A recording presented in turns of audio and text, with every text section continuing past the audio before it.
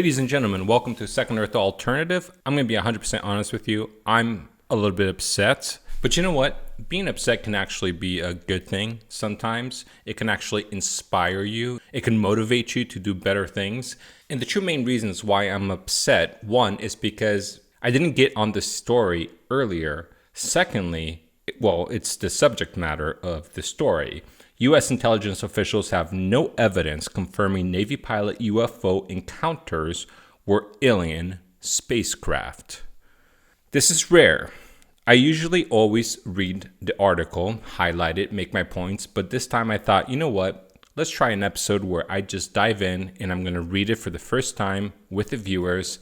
And let's just go for it.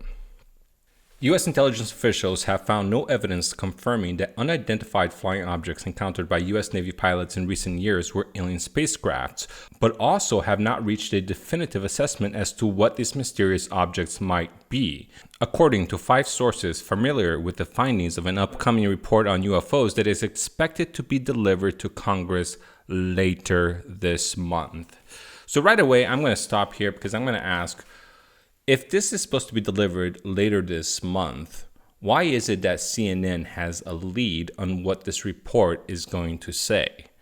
My guess is because the Pentagon probably leaked it, probably under the conditions that the media slants the story the way they want to. Now, I'm going to straight up say, okay, so there's no definitive evidence that these spacecrafts are alien. I actually agree. They could be time travelers. They could be some other exotic possibility that we do not know of. But you know what we do have evidence of? We have evidence that the Pentagon has every motivation and a historical record to lie to the public. It's funny that we've gotten so far, so many decades, basically blanketed with lies, blanketed with false investigations like the Robertson's panel, which we went over. We actually uncovered a CIA file, which the CIA directly admitted that they had sponsored what was supposed to be a scientific investigation, essentially creating an intelligence committee, an intelligence cover-up. So they admit that they fuddled with the evidence that eventually became the basis of the scientific investigations to which all the skeptics have been using like it's some goddamn Bible. Sorry for my slanderous language. But literally, I'm just tired of these skeptics leaning on things like the Condon Report, which was created in 1968, and all the information from the Condon Report was essentially based on the 1953 Robertson's panel. But then we find this document that essentially shows that the Robertson's panel was an intelligence committee, that it was set up by the CIA. Basically, they were lying the entire time, creating an entire foundation for the naysayers to essentially have some kind of crumb to believe in. Oh, okay, no. See, the government told us it was this. It was the weather balloon or some kind of swamp gas. So, no, if the government's saying it, then it must be like this. After 7 decades of them essentially lying to us, we finally get to the climax of potentially reaching the truth. They then create this bombshell. Oh yeah, I'm going to believe them. Like I said, the only evidence that we have here so far is that the Pentagon has every motive and historical background to lie to the public. Sorry, we haven't even gotten past the first paragraph, so continuing here. According to 3 of those sources, the report does not, however, rule out the possibility they are alien spacecraft. While that uncertainty is likely a blow... It's likely a blow to the hopes of UFO enthusiasts who were hoping for definitive proof of extraterrestrial life. It does not minimize the significance of the report, especially given what sources describe as a years-long battle inside the Pentagon over whether even to acknowledge what are now hundreds of unexplained sightings by U.S. military personnel. CNN, I call BS. Because it's as if CNN wanted to post this title. Look, this is a misleading title because it seems to imply that aliens is an unlikely possibility. And then they kind of sneakily say, well, it's kind of a blow to the people that would expect that somehow they would actually have definitive evidence that this would be extraterrestrial, like what, like they captured some kind of alien? Like, we're not talking about like Independence Day here.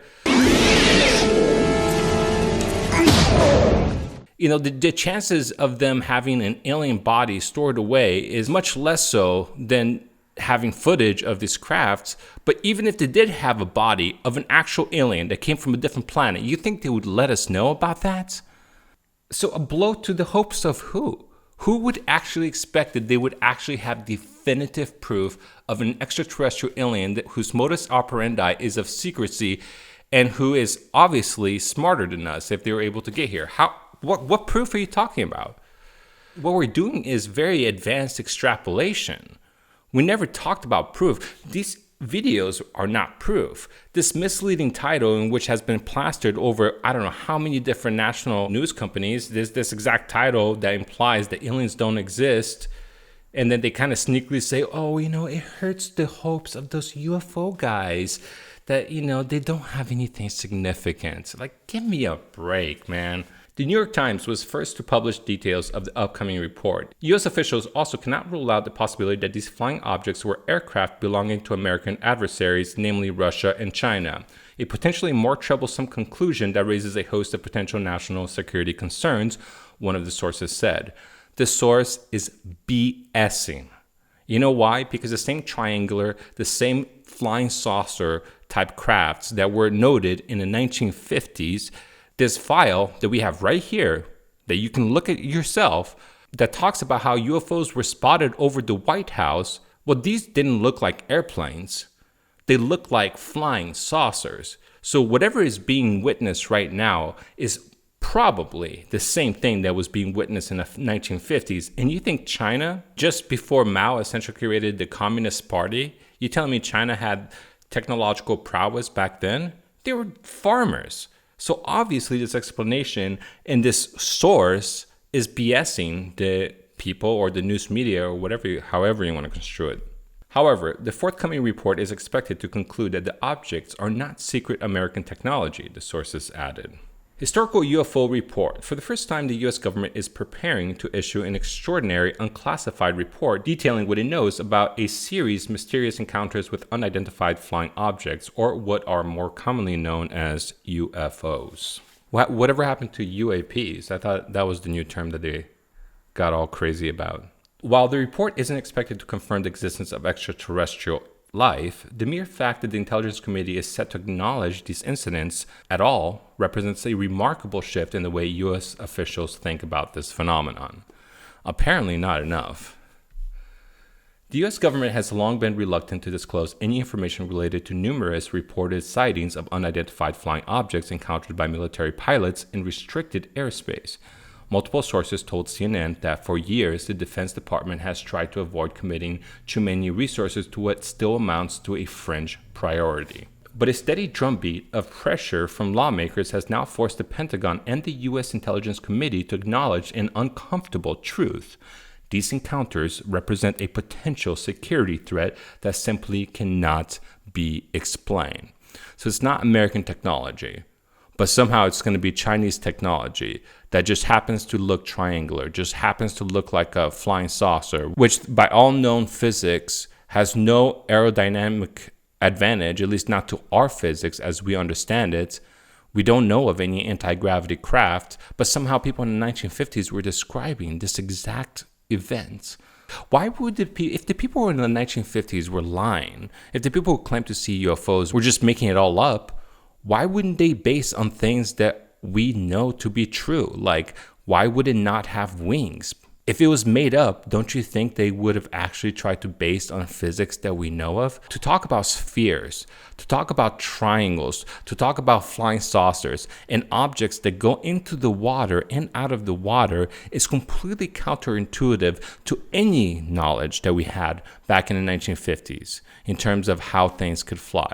So it doesn't even make sense in the sense of how people are describing it. The fact that people describe something that is so off, and now that we're witnessing in modern times the exact same thing, that should indicate something. That is a form of information that is valuable, that is actually important to note. The sense I have from the briefings I've sat on is nobody knows what to do about it. There's not a policy prescription, and that's why there's so much hesitancy to deal with the issue. Representative Michael Waltz, a Republican member of the House of Armed Services Committee, told CNN in a recent interview. But it's disturbing either way. Is this alien life, or do adversaries or someone else have capabilities that far exceed anything we have the ability to understand, track, or counter? Either way, it's really bad, said Waltz. No proof of little green man. Upcoming report is unlikely to satisfy ufologists who support what's known as disclosure, or the government release of definitive evidence that has been contacted by extraterrestrial life. Now, I don't think disclosure necessarily means definitive evidence, because the fact that these things are defined, the laws of physics as we know it, already tells us that there's no way for us to definitively know whether it is one possibility over another. Because, for example, just hypothetical scenario, if time travel is possible, and another hypothetical scenario, if traveling to another star in a very short time period, like some kind of warp drive, is possible, if this goes against the very physics that we know, there's no way for me to quantitatively calculate which probability is more likely than the other. So there is going to be no definitive proof in that sense.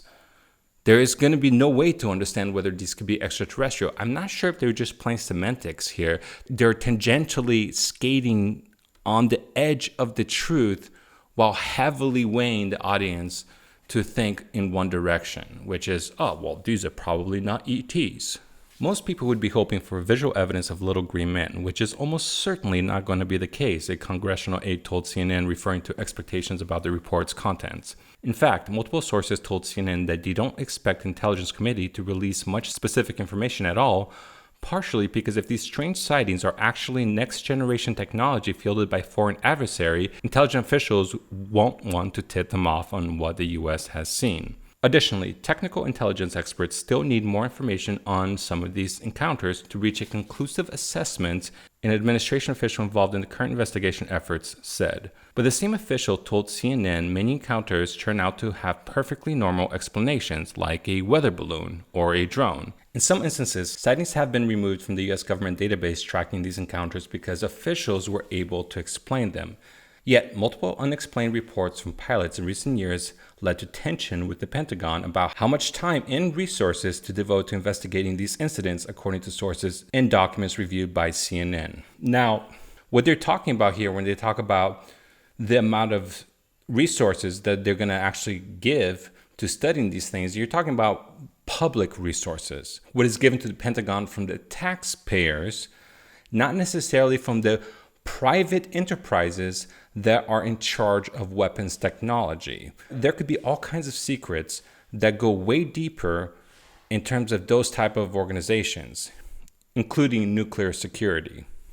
And I say nuclear security because though they can be funded publicly, they have all kinds of black budget type of funding, which is a little bit contrary to publicly funded agencies. They also field a desire on Capitol Hill for more information in the belief among several key lawmakers that Congress must flex its oversight powers to ensure the issue is being handled appropriately. Requiring production of the upcoming UFO report is one way lawmakers have signaled that they intend to use the authority, sources say. One of the functions of a course like this is that it forces actual coordination within the agencies and makes clear that Congress is serious about its oversight function and that there's going to be increased scrutiny along the way, which I don't think the Pentagon is going to like, since they are compelled to tell the truth to Congress.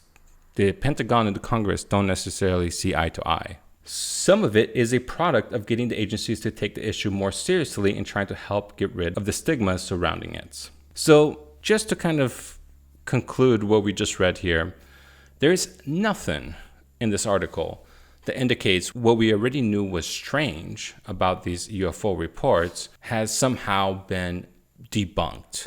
The fact that they even talk about weather balloons kind of tells me how desperate they are to try to muddle the waters, because weather balloons is almost like a joke. It's almost like talking about swamp gas. It's like so cliche. It's so retro. It's like, what are you doing here? Are you just trying to get the very last skeptics to still hold on to whatever ounce of possibility there is left to think that maybe these could be foreign adversaries, even though this phenomenon has not only been happening since the 1950s, but has been happening apparently since the onset of human civilization. We see this in ancient records. We see this in Renaissance paintings. There are crashes like the Aurora crash that happened before airplanes were even invented. But I do have a theory here. Maybe it's Mickey Mouse that ended up falling into a black hole, and then that black hole turned into a 4D tesseract. Actually, let's make it more complicated. Maybe it's like a 5D tesseract. And then through the entire entanglement of all these other dimensions, which somehow was unifying the quantum string theory, was able to take human consciousness, the fictional stories that we create in our minds, and actually make it an objective reality. So whatever it is that we imagine, like the Disney characters, ended up actually being a real thing. So maybe these UFOs are being driven by these fictional Disney Looney Tune type characters, and maybe, that could explain it. I don't have proof of it. Sounds plausible, right? Anyways, definitely let us know your thoughts at the comment section, and I'll catch you later. This is Felipe speaking, signing out.